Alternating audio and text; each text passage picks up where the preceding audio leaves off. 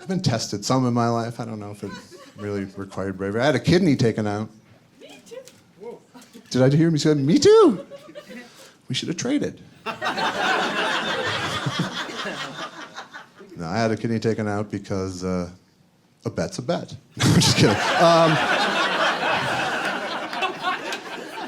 No, I had kidney cancer. I did, and I don't have cancer anymore. It's gone. Thank you very much. The only lingering effect is occasional pity applause. I was lucky, obviously, very lucky. What happened was my colon ruptured. That wasn't the lucky part. That hurts. Don't get that. So they put me into the CAT scan machine to look at my colon, and my kidney photobombed my colon. And they're like, you might want to have that looked at once we fix your colon. Your kidney's giving us the finger. It looks aggressive. So I go to another doctor, and he looks at the scan, and he's like, yeah, you have cancer. We're going to have to take your kidney out. I'm like, okay. He's like, but don't worry, it's not urgent. It's like, yeah, we can wait a week. Like, what? Doctor urgent and comic urgent are not the same thing. It takes me a week to go to the bank. So I had a week with my kidney left. It wasn't like a fun week. It wasn't like I could take my kidney out for one last blast or anything. Run all the finest bottled waters in Europe through it or anything like that.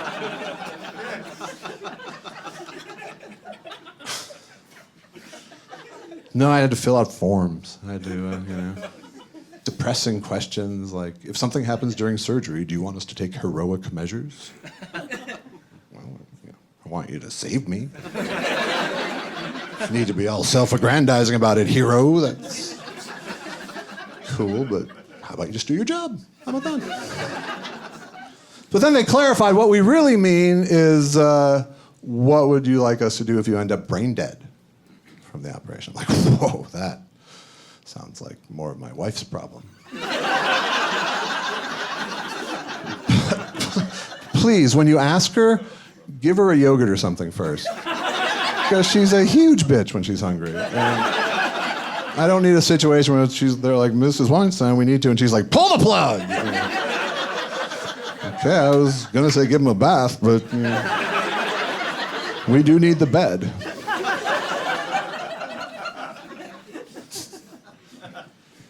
So I don't know. I handled the whole cancer part of it okay, I think. But what I was really worried about was just the surgery and going to the hospital and being messed with and handled by people. And that's what they do at the hospital. That's their gig, but it's not fun. It's not what I wanted. I remember they wheeled me into the operating room. There's like 9 people over in the corner, and none of them are talking to me. I guess for the same reason you don't name the lobster in the tank at the restaurant.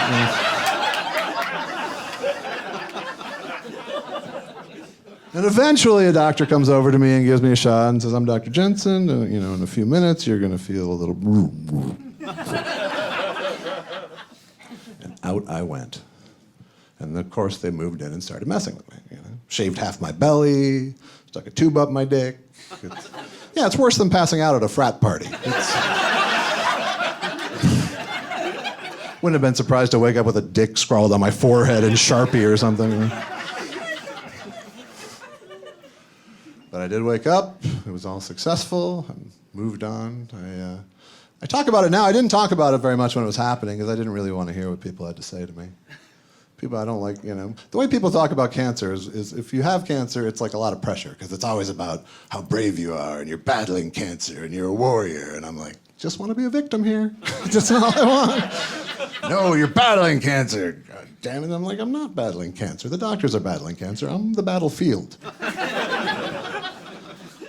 So when people say to me, you beat cancer, I'm like, whoa, that is way too cocky. I feel like I met cancer in a dark alley. Threw my kidney on the ground and backed away slowly. That's